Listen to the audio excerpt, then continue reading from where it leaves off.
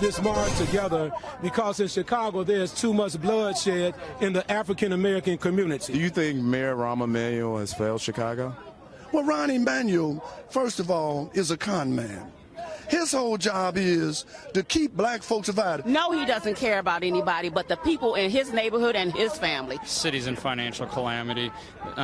You know, the organization in the city of Chicago is just complete disarray. No matter which angle you want to audit or look at, Chicago is a complete mess. So you say that he cares more about the illegal immigrants that are in the city than the African Americans? I said exactly that. He cares more about non-citizens, African Americans. We're citizens, and our ancestors built this country. He got some good things, but I think he don't step up and come to the people where the crime is. You know what I'm saying? The crime is on the south side and the west side. We have to make sure that President Trump recognized that not everyone believes that Chicago is a Trump-free zone. If he's serious about helping the people in Chicago, especially on the west side of Chicago, I accept his help.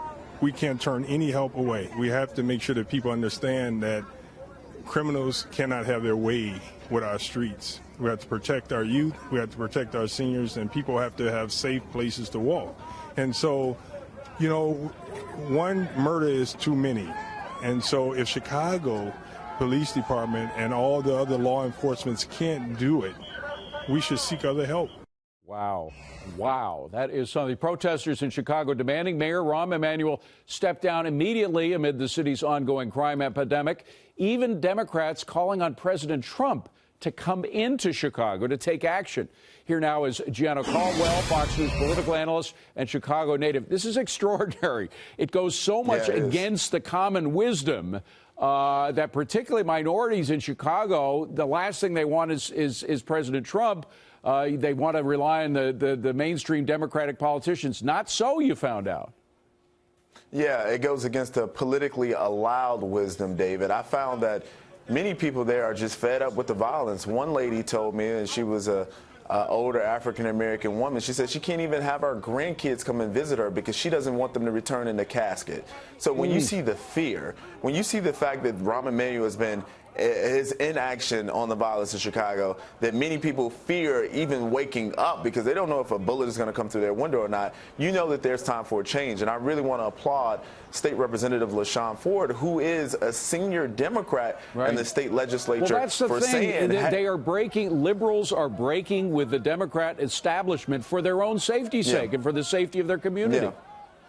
Absolutely. And LaShawn Ford, he's on the west side of Chicago, and he has one of the hardest hit areas in terms of the violence. I remember one lady at the protest told me that her nephew was burned alive beyond recognition and put in a garbage can from some gang violence. When you think about that, you should scream for help because Rahm Emanuel is obviously not hearing the many residents in Chicago, especially the most vulnerable. No, he's singing the party line, and the party line is more anti-police and anti the tough measures that you know. We went through the same thing, Gianno, as you know very well here in New York City. Crime got totally out of control. We had 2,200 murders a year. Then even liberals voted for Rudy Giuliani to come in and clean up the mess, and he did it by getting tough on crime. Yeah. And then when you think about even that, you just mentioned the numbers.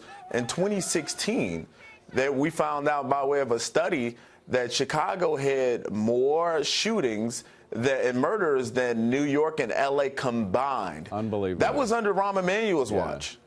So this continues to happen. And that's, by the way, we should emphasize that's in raw numbers, and New York has a lot more citizens than Chicago, so it's way more per capita than you have in New York. And Los Angeles too. We're talking about combined more than these are the two largest cities in America combined have more murders. Chicago has more murders and shootings than these two cities.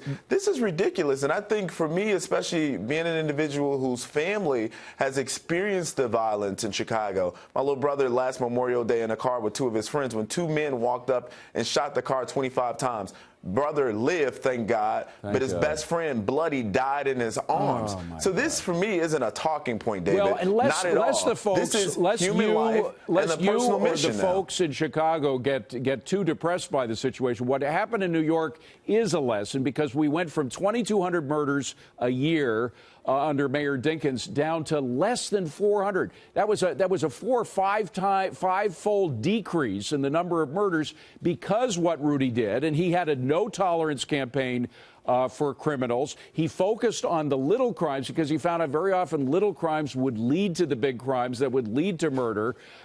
Are Chicagoans ready to do that? Really crack down not only on the murderers, but on the small crimes that lead to the murders?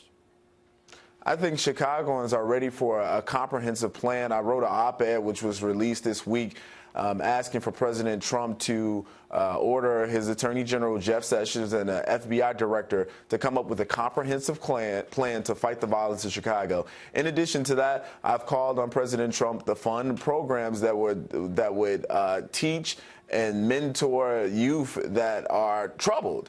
So these are people who... Those are important, who Gianno, but sometimes you have to do things that are very unpopular in communities, particularly minority, like stop and frisk, for example. Would they be willing to go that far? I have no idea. I think at this point they're willing to hear some plans and some ideas that are going to stop the violence in Chicago, and I think that's most important. We haven't seen much of that. We haven't seen much action from Mayor Rahm Emanuel, and at this point people are hungry for safety because there's people that are literally leaving Chicago. My little brother doesn't even live in Chicago anymore. We moved him out of the state. The good 2 weeks news later. is you can foment change. It can be done, and even liberals will vote. I know.